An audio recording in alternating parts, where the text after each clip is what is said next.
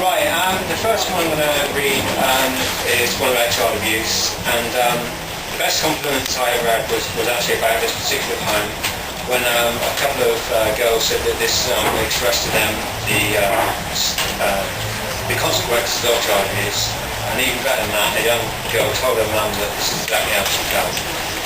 It came about because I was going to go to an anti-child abuse rally, and I wondered what I'd say. And I woke up one morning and I pictured myself, and I put myself in front of some people, and it just came out, and I just wrote it down. It's one of my favourite ones that I've ever written.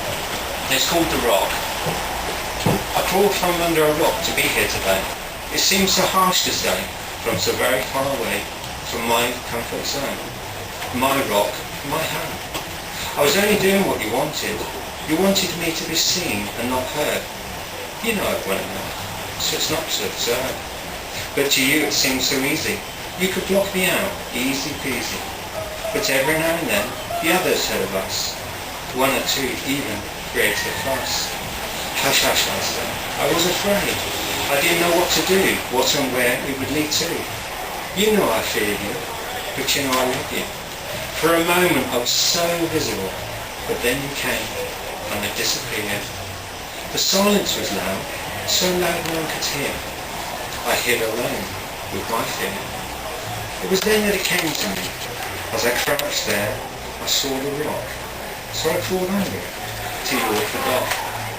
I crawled from under a rock to be here today. Oh, I know what some of you will say. Why don't I crawl back under my rock? The one that in time some forgot. But now I know, and I must tell you this face to face. I'm afraid I can't, for someone else has taken my place.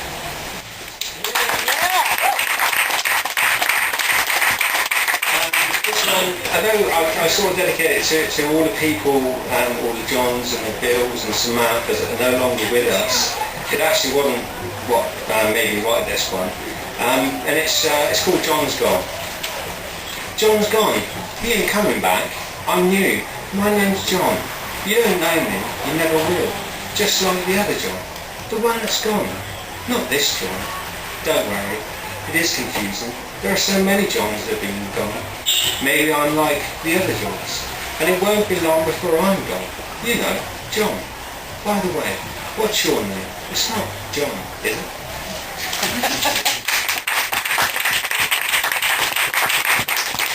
This is just an age-old thing that everyone's, when you look at nature and when nature, what it can do. It's called But a Man. If it were for only birds to see through skies far and wide, then would we not want to see through birds' eyes?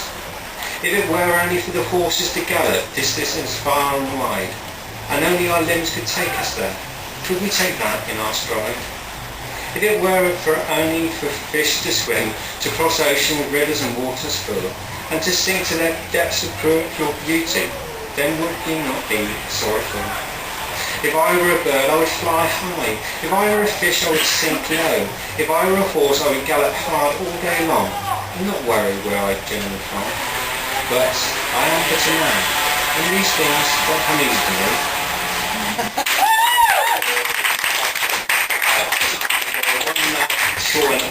I mostly write about child abuse and its consequences, but I do write about other things. And this one is just this. The last time when I was I heard that you're the best in the action, as it were, and I actually believed it. I was about 15 years old, and that was one and only time. And I was watching TV, and someone said that, and I just thought it was so funny. And I thought, well, what else would they say? And I quickly wrote this short one. It's called The Honesty of Love and the Ending of It. How was it for you? You're the best I've had so far today. A lust of love that never ends. How was it for you? I've had better. The end of a moment and a murmur of a love that could have been. How was it for you? A question for but never asked. A love that is deceived as required. An acknowledgement of togetherness no matter what. And someone who knows better. Thank you.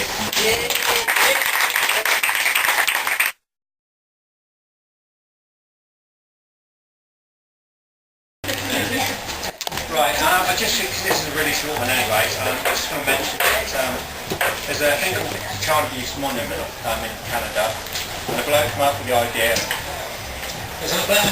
Oh, I didn't even hear that. Right, he did a child abuse monument. What he did is on the outside of it, he got people, a chosen few, and they had their hands cast, and it's all over this with a little bit of writing. And then he could come up with the idea of people put handprints on A4 paper, children and everything, and their little messages to keep in there for all time. And they struggled to find somewhere in Canada to put it. It's a long old story, boring old thing. Anyway, this is a poem I chose to put on my handprint that's in there, and he said to me, send your book and I'll put that in there as well, which I did. And just before I read this poem as well, to show you how moving it is, there's a video on YouTube of a bloke called Martin Cruz, and he wanted to be involved in this child abuse monument, and two of the people that abused him and some other boys, they went to court. But then he got, one of them got 1 day short of 2 years, and he just destroyed him, and he killed himself. And the powerful thing is that his parents contacted Michael Irvin, who did it, and they actually went and cast his hand from his dead body with a little message on it and stuck that on the side of the monument, and that's an amazing thing. And this is called Our Silence. We speak but you refuse to hear. We speak but you won't believe. We speak but you won't understand. A silence that drowns out words. A silence that drowns out a cry. I try not to hate you but pity you. The silence you shame is yours, not ours. Because there isn't really a silence, is there? It's what you create that we learn to hate. But it's all around because it's in us. It pops up when you don't want it to. Because the silence doesn't make up for the fact that we know, and you know that we do.